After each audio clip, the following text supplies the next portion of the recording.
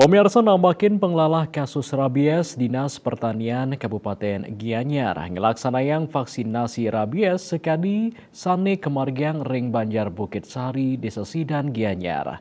Vaksinasi rabies taler kelaksanayang untuk mobile saking paumahan krama noreksain kesehatan ubuh-ubuhan kramane.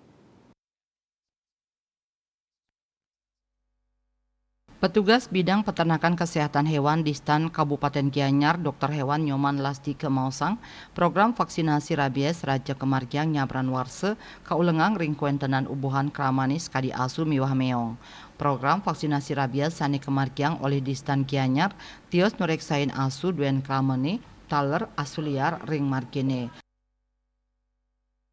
Vaksinasi puniki wantah mata tujuan nambakin panglala virus rabies ring Kabupaten Gianyar. Vaksinasi rabies taler kaslehin langsung oleh Babinsa Desa Sidan, Koramil 161601 Gianyar, sertu Iwayan Mardike, Babin Kamtibmas, Kesarengin, Kadus Bukit Sari. Wirnaya Bali Pos Nguningayang.